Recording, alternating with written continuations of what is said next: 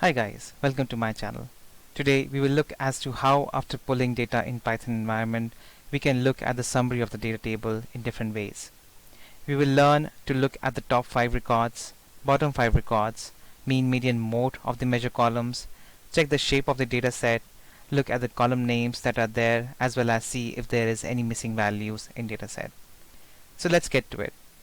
I have a sales data set here which I have imported into Pandas data frame.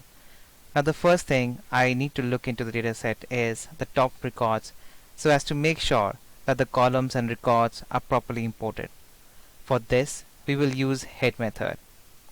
I will call the data frame, that is df here, and then pass it through the head method.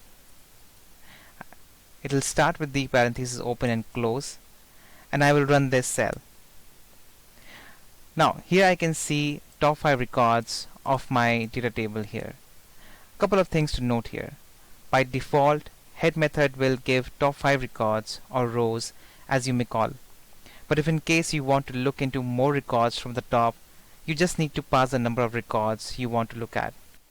For example, instead of looking at 5 records, I want to see 10 records. So in the method head, I will input 10 between the brackets and I will run the code. Now I can see that I'm getting top 10 records from the data table. Another thing to note here is, if your data table has too many columns, this head method tends to hide some of the columns between the 3 dots here. It is very unlikely you would want to see all the columns displayed as a summary, but if you do need to see all the columns, you just need to add one line to this code, which is pd.set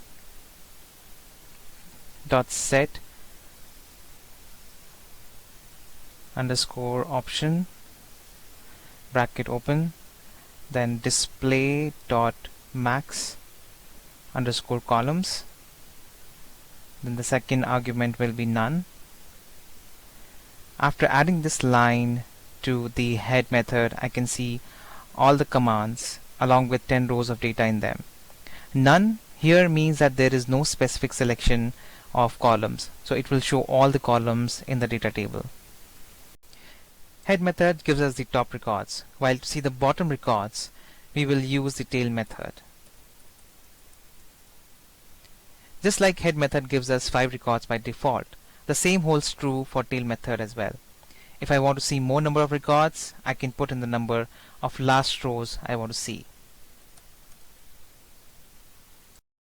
Once I am satisfied that the data is correctly pulled in with correct headers, I would like to know the shape of the overall data set.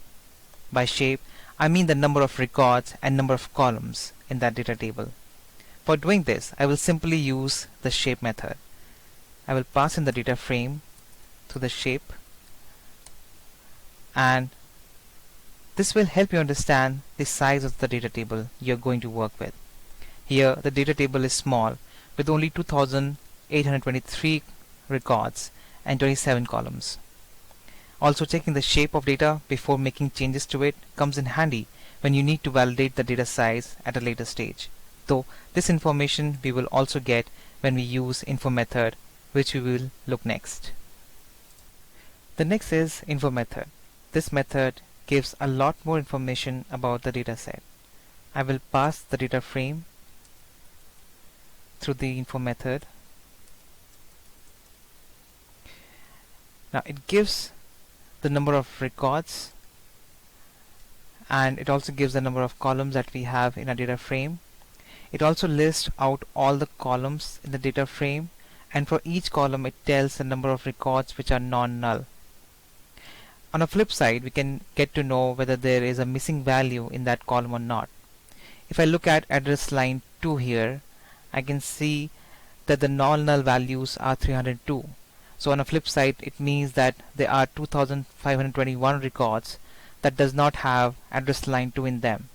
This is important because based on this, you can decide whether to keep this field or not. Personally, I would remove address line from my analysis. And then it gives the data types for each column. Here I can see that the order number is an integer, while the order date is an object. It is a good practice to look at the summary as it gives you an overall idea about the structure of the data table you're going to work with. That was all for today's video. Thank you for watching this video. If you are someone who likes to learn new things, then don't forget to like and subscribe to my channel. I will see you in the next video. Till then, happy learning.